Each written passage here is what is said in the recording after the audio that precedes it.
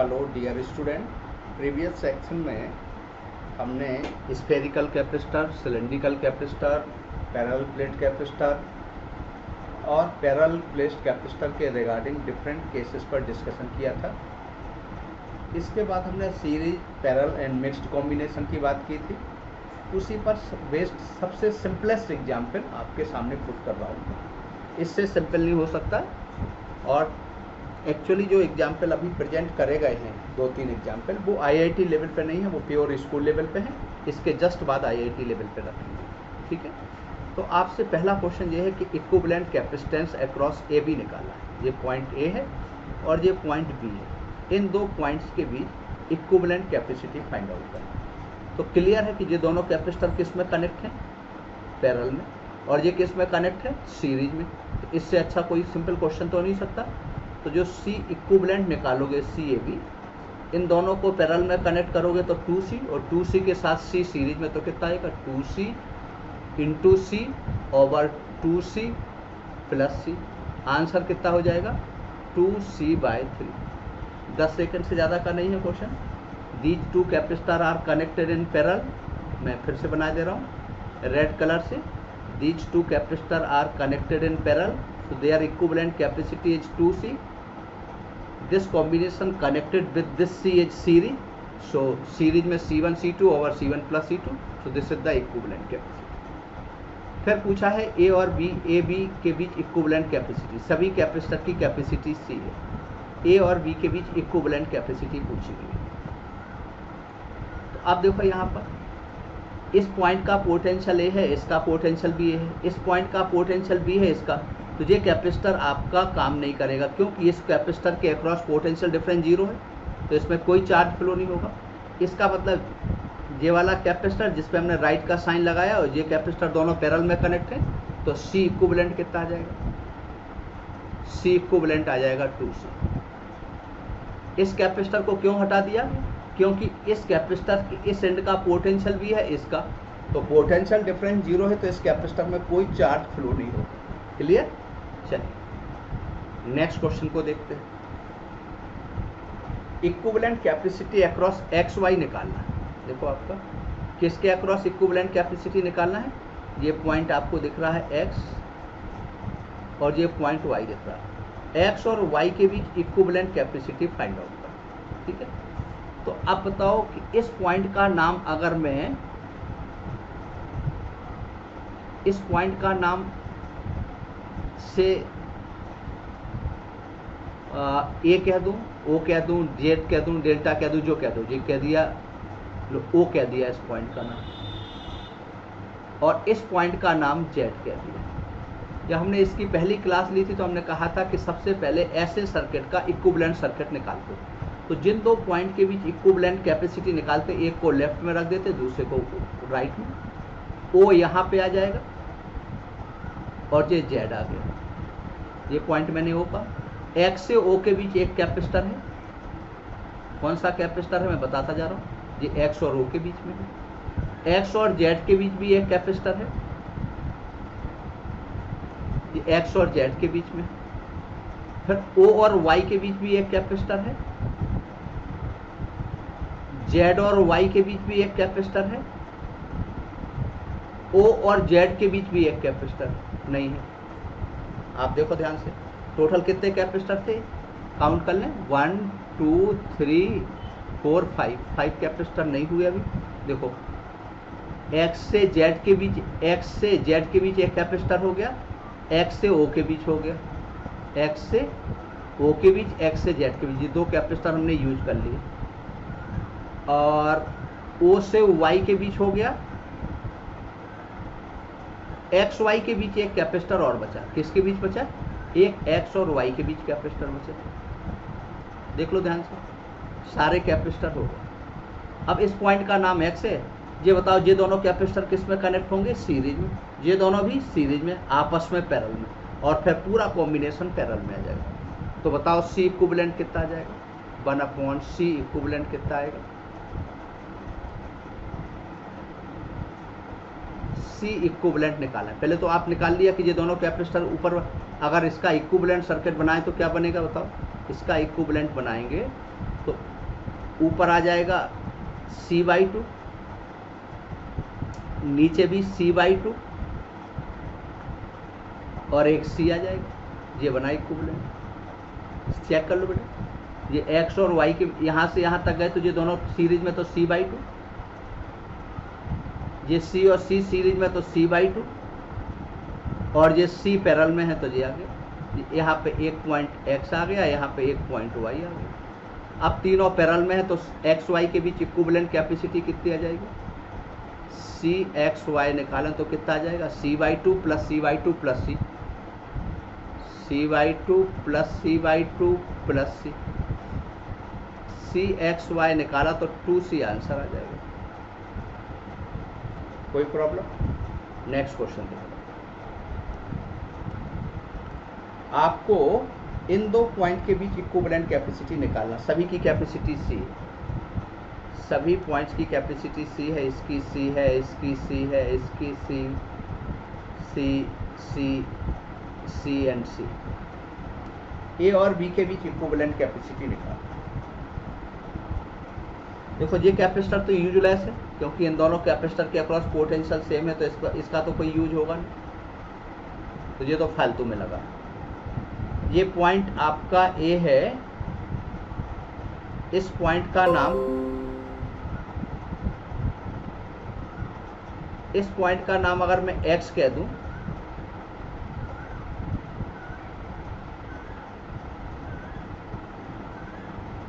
अगर इस पॉइंट का नाम X कह दूं तो भी ये दोनों कैपेसिटर किस में कनेक्ट होंगे? ये तो यूजलेस है। चलिए इसका इक्विवेलेंट सर्किट बना रहे हैं। ये बताओ, ये दोनों पैरेलल में आएंगे, सॉरी सीरीज में आएंगे, और ये दोनों भी सीरीज में आएंगे। A से B तक जाने का तरीका क्या होगा? A से हम ऐसे जा रहे हैं B तक जाने का, A से B तक जाने का हमारे पास तरीका है कि इसमें तो हमें जाना नहीं है क्योंकि ये तो कैपेसिटर काम का नहीं। तो A से B तक आने का मतलब हो गया कि ये तीनों कैपेसिटर सीरीज में आ जाएंगे, इसके साथ ये पैरेलल में आ जाएगा, इसके साथ ये पैरेलल में आएगा और इसके साथ फिर ये फिर सीरीज में आ जाएगा। और फिर देखो ये तीनों कैपेसिटर किस में आएंगे? सीरीज में, इसके साथ पैरेलल में। फिर ये वाला कैपेसिटर, ये वाला कैपेसिटर, ये वाला कैपेसिटर तीनों सीरीज में आ जाएंगे। अगर इसका इक्विवेलेंट बनाया जाए तो देखो एक C तो ये है आपका, ये क्या बनेगा ये अभी हमें पता नहीं, हम बनाएंगे इसको। और ये C, ये पॉइंट A है और ये पॉइंट B है, ये C है, ये C है। इसको सॉल्व किया तो ये बताओ, ये तीनों कैपेसिटर आए सीरीज में तो कितना आ गया? C/3। C/3 के साथ C आ गया पैरेलल में तो 4C/3। अब ये सारे कैपेसिटर सीरीज में है तो 1/C इक्विवेलेंट कितना आ जाएगा? 1/C plus 1/C plus 1/4C/3, 3 ऊपर चला जाएगा।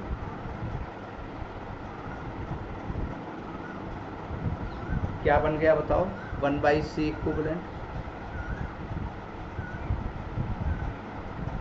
4C अगर मैं कॉमन ले लूं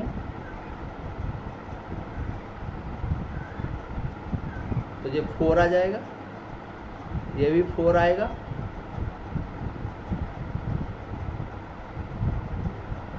इस तरीके से कुछ बात बनेगी। तो कोई आंसर मैच नहीं कर रहा।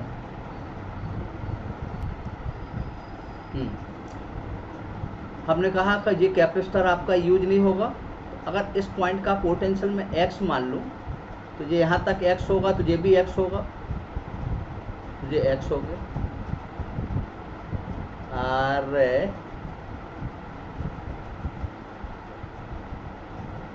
ये x हो गया तो इसको x तो नहीं लिख सकते तो इसको y लिख दिया।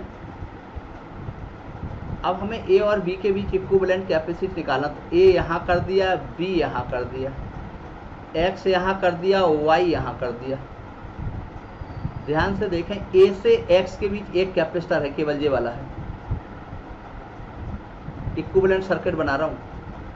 A से y के बीच तो कोई हो नहीं सकता। चलिए x से y के बीच एक कैपेसिटर है,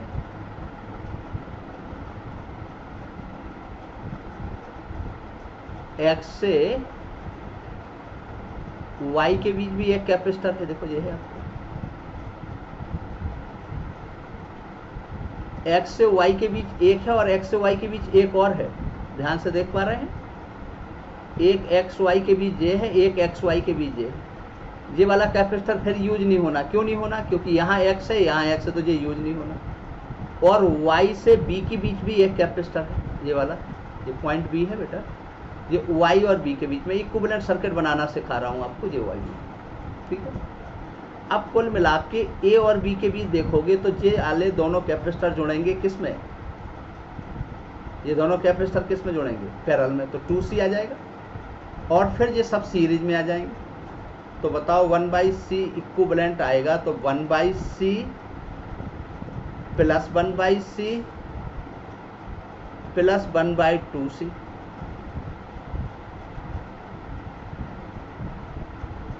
एलसीएम ले ले बेटा, 2C कॉमन ले लिया, एलसीएम ले लिया, तो यहाँ पे कितना आ जाएगा 2 + 2 + 1, तो C इक्विवेलेंट आ गया 2C/5। इस तरीके से इसका आंसर आ जाएगा आपका बी। नेक्स्ट देख रहा हूँ, नेक्स्ट कोई क्वेश्चन देख नहीं रहा तो मैं अपने आप से बना दूँ। ये मैं 4 प्लेट बना रहा हूँ, इसकी इक्विवेलेंट कैपेसिटी आपको बता रहा हूँ। ये आपकी 4 प्लेट है, एवरी प्लेट का एरिया क्रॉस सेक्शन क्या है, ये आपको 4 प्लेट दिख रही होंगी, 1 2 और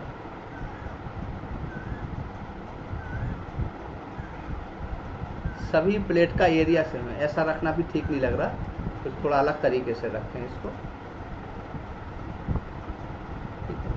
ऐसी 4 प्लेट रखता हूँ। फर्स्ट प्लेट, ये सेकंड प्लेट है,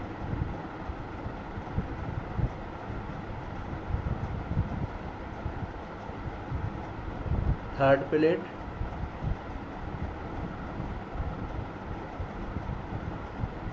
फोर्थ प्लेट। ये 4 प्लेट का कॉम्बिनेशन जिसमें फर्स्ट और थर्ड आपस में कनेक्ट है।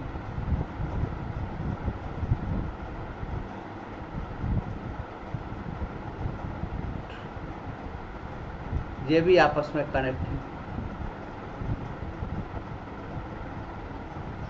आप इसकी इक्विवेलेंट कैपेसिटी निकालना, किसकी इक्विवेलेंट कैपेसिटी निकालना है, ए और बी के बीच।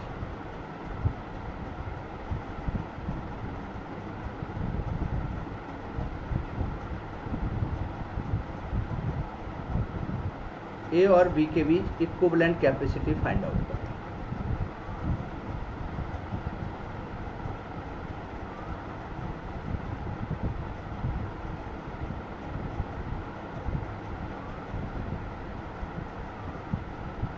ए और बी के बीच इक्विवेलेंट कैपेसिटी फाइंड आउट करना। ये पॉइंट ए है, ये पॉइंट बी है, एवरी प्लेट का एरिया क्रॉस सेक्शन ए है, ठीक है। इस तरीके का अगर कोई कॉम्बिनेशन दिया हो और अल्टरनेट ऑर्डर में जुड़ी हो तो इक्विवेलेंट कैपेसिटी n-1 × C होता है। अगर n प्लेट हैं और अल्टरनेट ऑर्डर में जुड़ी हैं तो 2 सेकंड में सॉल्व करना है, तो n-1 × C। यहाँ 4 प्लेट हैं तो 3C इसकी कैपेसिटी है। ये एक सिंपल सा तरीका है, मैं सॉल्व करके दिखा रहा हूँ। देखो इस पॉइंट का नाम ए लिखा, तो इसका भी ए है, ये बी है, बी है। ए और बी के बीच इक्विवेलेंट कैपेसिटी निकालना, एक पॉइंट ए रख दिया और एक बी रख दिया। ये प्लेट ए है, ये भी ए है, ये बी है और ये भी बी है। ये तो क्लियर है। ए और बी के बीच एक कैपेसिटर जे बनेगा, ए और बी के बीच एक जे बनेगा, ए और बी। इन तीनों कैपेसिटर की एक प्लेट ए से कनेक्ट है, एक बी से कनेक्ट है, तो कितना आ जाएगा बताओ, 1 2 ये 3। ध्यान से देख लो, तीनों का एक पॉइंट ए से कनेक्ट है, एक बी से, तो सी इक्विवेलेंट कितना आ गया। अगर एक की कैपेसिटी सी तो 3C। अगर एरिया क्रॉस सेक्शन के टर्म में देखोगे तो 3ε0 A/d आ जाएगा, या 3C लिख सकते हैं, और यहाँ से 10 सेकंड में आ जाएगा। प्रोवाइडेड अल्टरनेट ऑर्डर में जुड़ी। सपोज करो अल्टरनेट ऑर्डर में नहीं जुड़ी, तब क्या करना होगा? अल्टरनेट ऑर्डर में नहीं जुड़ी तो मान लो ऐसी है आपकी कि पहली, दूसरी, ये 2, ये 3, ये 4। पहली और तीसरी आपस में कनेक्ट है।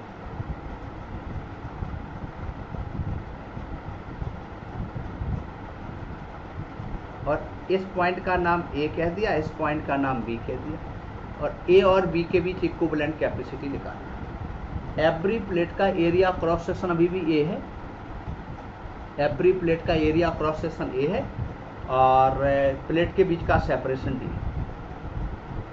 आप क्या करें? नेक्स्ट एग्जाम्पल ले लें, जो भी है एग्जाम्पल नंबर, अब मुझे याद नहीं तो मैंने लिखा, ठीक है। तो आपने इस पॉइंट का नाम अगर x कह दिया तो ये x कह सकते हो। समझ में आ रहा है x क्यों कह दिया? कोई मान लिया मैंने, इस पॉइंट का नाम मैंने x मान लिया, तो मैं कलर बदले दे रहा हूँ ताकि आपको दिखे सॉल्यूशन बनाते समय। नहीं, इसका x लिख दिया तो इसका भी x आ जाएगा, क्योंकि आपस में कनेक्टेड है। अब ए और बी के बीच इक्विवेलेंट कैपेसिटी निकालना, तो a यहाँ लिख दिया, b यहाँ लिख दिया, और बीच में एक आ गया आपका पॉइंट x। a से x के बीच देखो, a और x एक जे है, a और x एक जे है, a और x के बीच 2 कैपेसिटर हो गए आपके, और दोनों पैरेलल में कनेक्ट है। ये है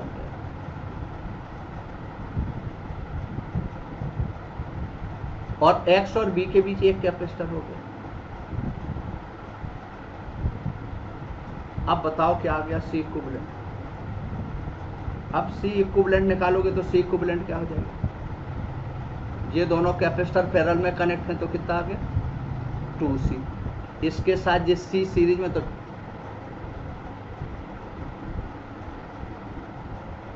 टू सी बाई 3, यानी C इक्विवेलेंट आ गया 2 epsilon not A bye 3D।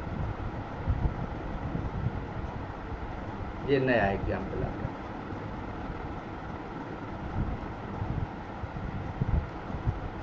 Example 6 हो।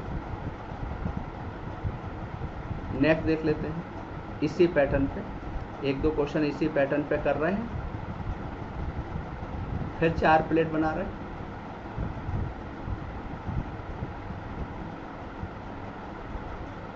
पहली, दूसरी, ये तीसरी, ये चौथी। अब फर्स्ट और 4 कनेक्ट कर लेते हैं। फर्स्ट 4 कनेक्ट कर दिया। अब ए और बी के बीच इक्विवेलेंट कैपेसिटी निकालना है।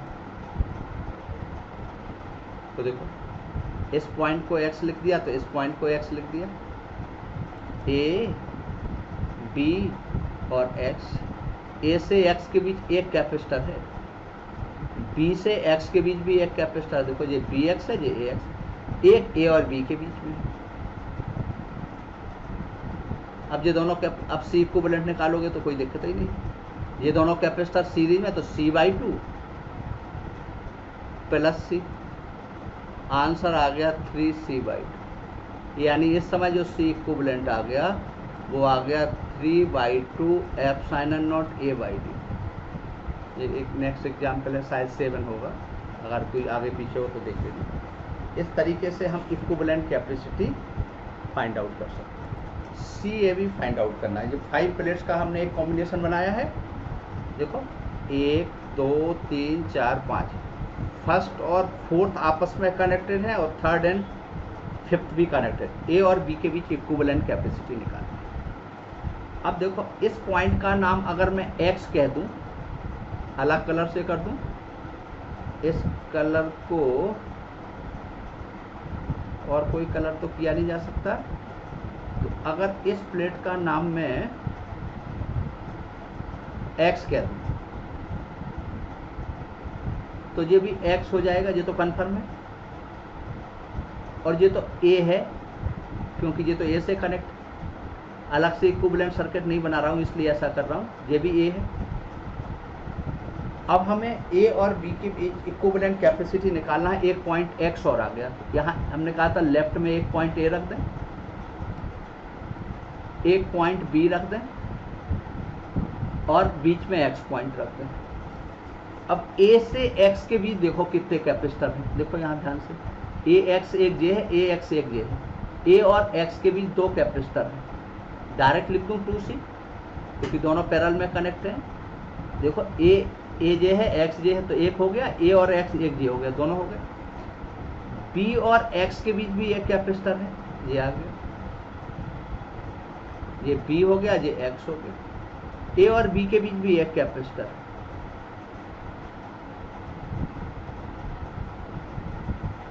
ए और बी के बीच भी एक कैपेसिटर।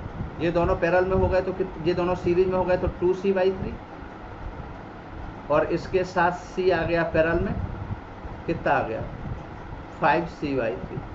तो C इक्विवेलेंट आपने निकाल दिया 5/3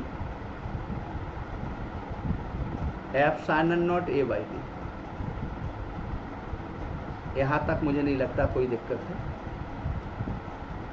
अब थोड़ा सा और थ्योरी की बात कर रहे हैं कि अगर पैरेलल प्लेट कैपेसिटर के बीच बैटरी कनेक्ट कर दें और डाइलेक्ट्रिक स्लेब डाल दें तो क्या होगा। तो एक आध थ्योरेटिकल बात लिख रहे हैं आप। पीपीसी का मतलब यहाँ parallel plate capacitor is connected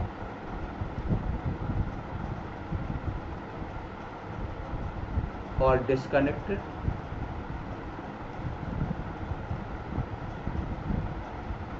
from the battery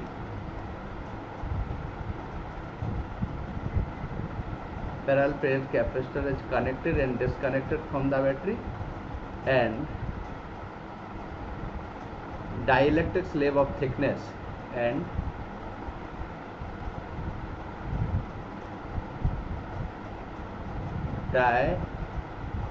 dielectric slab of dielectric constant K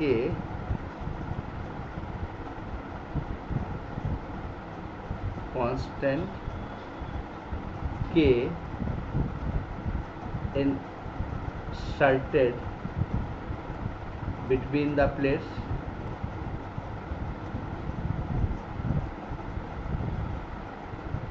then आपने उस पर डाइलेक्ट्रिक स्लेब डाल दी तो आपसे क्वेश्चन पूछा जाएगा चार्ज पे क्या फ़र्क पड़ेगा, कैपेसिटी पे क्या फ़र्क पड़ेगा, जब कनेक्टेड होगा या डिसकनेक्टेड होगा, एनर्जी पे क्या फ़र्क पड़ेगा, इलेक्ट्रिक फील्ड पे क्या फ़र्क पड़ेगा, सरफेस चार्ज डेंसिटी पे क्या फ़र्क पड़ेगा, पोटेंशियल एनर्जी पे क्या फ़र्क पड़ेगा। ये सारी चीज़ें पूछी जाती हैं आपसे। तो मैं इसको एक वैसा बना दे रहा हूँ ताकि आपको विद बैटरी और विदाउट बैटरी कर दूँ। विद बैटरी का मतलब आपको समझ में आ गया होगा, कनेक्टेड है। विदाउट बैटरी का मतलब डिसकनेक्टेड है। क्लियर है? या मैं लिख दूंगा विद बैटरी विदाउट बैटरी। तो इसमें हम कुछ डिफरेंट क्वांटिटी पे चर्चा कर लेते हैं, एक बार विद बैटरी और विदाउट बैटरी।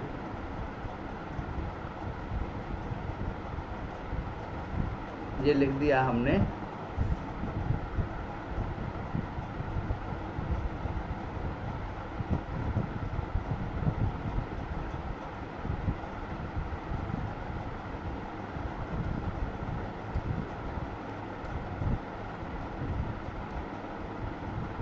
Without battery.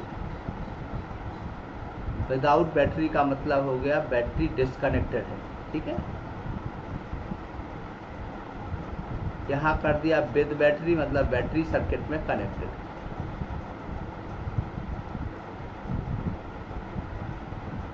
अब इसमें हम कुछ पॉइंट लिख रहे हैं, जैसे सी देखें तो अगर पहले उसमें डाइलेक्ट्रिक स्लेब नहीं था, डाइलेक्ट्रिक स्लेब डाल देंगे तो कैपेसिटी तो हमेशा बढ़ेगी, क्योंकि मीडियम के इंसर्ट करने पर कैपेसिटी बढ़ेगी। तो ये सी फाइनल जो होगा वो इनिशियल कैपेसिटी का के टाइम्स हो जाएगा। डाइलेक्ट्रिक कांस्टेंट के इंसर्ट किया तो के टाइम हो जाएगा, चाहे विद बैटरी हो या विदाउट बैटरी हो। क्योंकि कैपेसिटी का विद और बिट आउट से कोई लेना देना नहीं होता, वो डिपेंड करता है केवल मीडियम पे, प्लेट के सेपरेशन पे। ठीक है, ये चार्ज पे क्या फर्क पड़ेगा, ये पहला पॉइंट था। सेकंड पॉइंट, चार्ज पे क्या फर्क पड़ेगा, तो विदाउट बैटरी चार्ज सेम रहता है हमेशा। विदाउट बैटरी क्या होगा, चार्ज सेम रहेगा। इसको थोड़ा सा मैं रेड कलर से अंडरलाइन कर दे रहा हूँ कि हमेशा यही कॉन्सेप्ट है कि जब विदाउट बैटरी होगा तो चार्ज जो स्टोर होगा वो उतना ही रहेगा, कोई फर्क नहीं पड़ेगा चाहे। ठीक है, यहाँ पे चार्ज पे क्या फर्क पड़ेगा, विद बैटरी में पोटेंशियल सेम रहेगा, तो Q इक्वल टू होता है CV, तो QF equal to K times of QI आ जाएगा। कैसे आएगा, Q इक्वल टू फॉर्मूला होता है CV,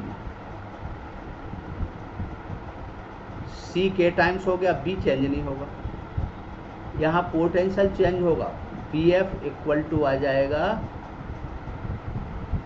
Q बाई C, तो BF इक्वल टू आ जाएगा BI बाई K। यहाँ पर BF इक्वल टू BI आएगा, ये थर्ड पॉइंट। यहाँ का थर्ड पॉइंट भी मैं रेड कर दे रहा हूँ, मतलब विद बैटरी पोटेंशियल नहीं बदलता, ये इम्पोर्टेंट है, ये ब्रैकेट के अंदर। अब नेक्स्ट पेज पर जा रहा हूँ, उस पर मैं थोड़ा सा इलेक्ट्रिक फील्ड वगैरह पे बात करूँगा, पोटेंशियल एनर्जी पे बात करूँगा। वही विद बैटरी विदाउट बैटरी है कि फिर से यहाँ लिखूँ, लिखे दे रहा हूँ, कहीं ऐसा ना हो कि फिर कंफ्यूजन हो जाए, हालांकि होना नहीं चाहिए।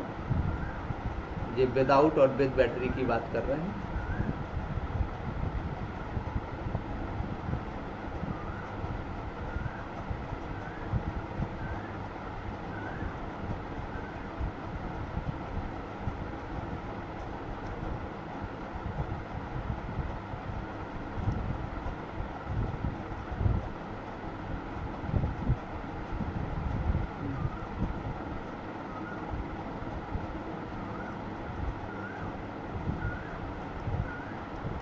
With battery,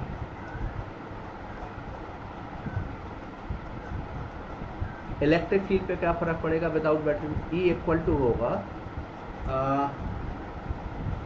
EF equal to EI by K हो जाएगा। कैसे, मीडियम अगर नहीं है तो E होता है sigma over epsilon not air में, और मीडियम है तो कितना होगा, सिग्मा ओवर एप्सिलॉन नॉट की। तो कैपेसिटी कितना हो जाएगा इलेक्ट्रिक फील्ड, यहाँ इलेक्ट्रिक फील्ड पे कोई फर्क नहीं पड़ेगा, EF इक्वल टू EI आएगा। क्यों यहाँ पे EF इक्वल टू EI क्यों लोगे, क्योंकि E इक्वल टू होता है V बाई D, प्लेट के बीच का सेपरेशन और पोटेंशियल डिफरेंस। ना पोटेंशियल डिफरेंस चेंज हो रहा, ना सेपरेशन चेंज हो रहा। यहाँ पे इस फॉर्मूले को क्यों लिख रहे हैं, क्योंकि विद बैटरी में पोटेंशियल गिवन है और यहाँ पे विदाउट बैटरी में चार्ज गिवन है। पोटेंशियल एनर्जी का फॉर्मूला क्या है, UF इक्वल टू होता है Q स्क्वायर बाई C, तो UI बाई K हो जाएगा। यहाँ पे फॉर्मूला लिखोगे Q स्क्वायर बाई 2C। क्यों ऐसा, क्यों, वो फॉर्मूला लिखना चाहिए जो गिवन होता है, तो चार्ज गिवन होता है। यहाँ पे लिखोगे UF equal to K times of UI। ऐसा क्यों लिखोगे, क्योंकि यहाँ पे फॉर्मूला लिखोगे U equal to half CV square, potential given, तो कैपेसिटी K टाइम्स हो जाएगी, तो एनर्जी भी K टाइम्स होगी। इस तरीके से एक क्वेश्चन आपका इनमें से बनता है। अब जरूरी नहीं है, ऐसा भी हो सकता है कि पहले बैटरी कनेक्टेड थी फिर बैटरी डिसकनेक्टेड, या पहले मीडियम था फिर मीडियम को हटा दिया, ये भी पॉसिबिलिटी हो सकती है, तो वो आपको चेक करना। फिर हम देख रहे हैं एक आध और क्वेश्चन देख रहे हैं, इसमें थोड़ा सा थ्योरी। आप PPC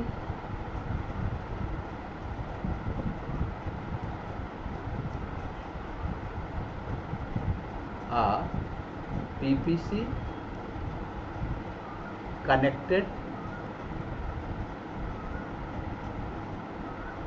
और disconnected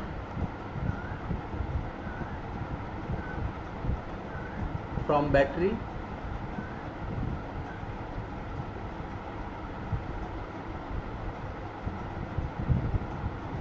and separation between the plates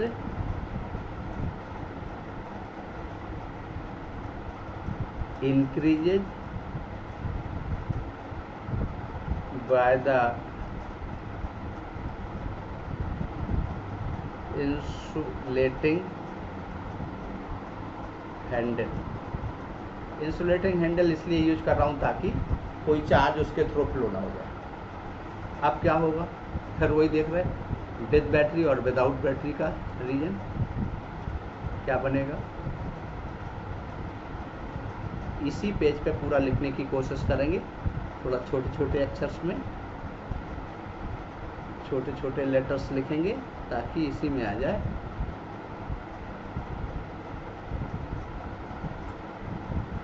without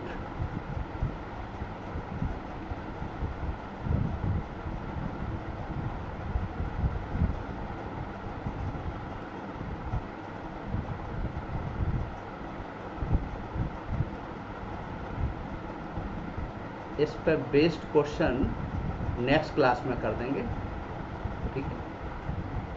इस पर बेस्ड जो क्वेश्चन होगा वो नेक्स्ट क्लास में डाल देंगे। अभी केवल हम विद बैटरी और विदाउट बैटरी पे कॉन्सेप्ट है, कॉन्सेप्ट इतना सा निकल के आए, एक कॉन्सेप्ट निकल के आया, कोई बहुत बड़ी बात नहीं है। कॉन्सेप्ट क्या निकल के आया कि कनेक्टेड है तो पोटेंशियल सेम रहेगा, डिसकनेक्टेड है तो चार्ज सेम रहेगा, ठीक है। ये कैपेसिटी के लिए यहाँ पे लिख देंगे, ये चार्ज के लिए लिख दिया, 2 पॉइंट होगा। ये पोटेंशियल के लिए लिख दिया,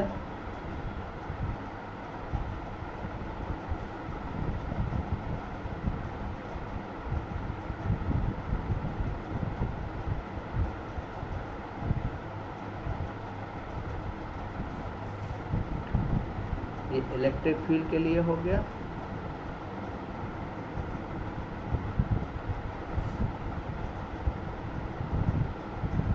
पोटेंशियल के लिए हो गया।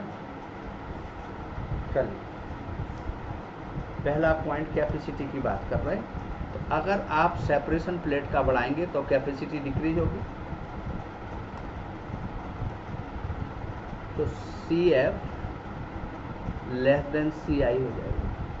यहाँ भी CF लेस देन CI कैसे हो गया, क्योंकि C का फॉर्मूला होता है, अगर यहाँ रखोगे एप्सिलॉन नॉट A/D, ठीक है। यहाँ पे आपको पता है, मैंने बताया था कि चार्ज विदाउट बैटरी में सेम रहेगा, सो QF इक्वल टू QF। यहाँ पे कितना हो जाएगा, QF QI से कम होगा, क्यों, Q इक्वल टू लिखोगे CB, B सेम है, C कम हो रहा तो चार्ज भी कम होगा। यहाँ VF मोर देन VI होगा, Q सेम है, B इक्वल टू रखोगे Q/C, C कम हो गया, Q सेम है तो C कम होने से B बढ़ जाएगा। यहाँ पे VF इक्वल टू होगा VI। इलेक्ट्रिक फील्ड का फॉर्मूला क्या होता है, यहाँ पे चार्ज सेम है तो EF इक्वल टू EI आएगा, यहाँ पे EF लेस देन EI आएगा क्योंकि पोटेंशियल सेम है, और E इक्वल टू करोगे V/D और D इंक्रीज हो गया। पोटेंशियल जी का फॉर्मूला होता है हाफ Q²/C, तो UF मोर देन UI आ जाएगा। यहाँ पे UF लेस देन UI आ जाएगा हाफ CB² से, यहाँ पे Q²/2C से। क्लियर है, तो ये इतना सिंपल सा कहानी रहेगी। इसी पे बेस्ड क्वेश्चन नेक्स्ट क्लास में करेंगे, और कुछ और कॉम्प्लिकेटेड क्वेश्चन नेक्स्ट क्लास में लाएंगे। इस बार तो हमने सिंपल थ्योरी बताने की कोशिश करी है, ठीक है। पिछले 2 दिन क्लास फिर से नहीं हो पाई है, चलिए तो इसको फिर से कंटिन्यू कर लो बेटा। 1-2 दिन का ऐसा मान लो गैप मिला ताकि आपको बीच में क्वेश्चन सॉल्व कर सकें। Thank you very much.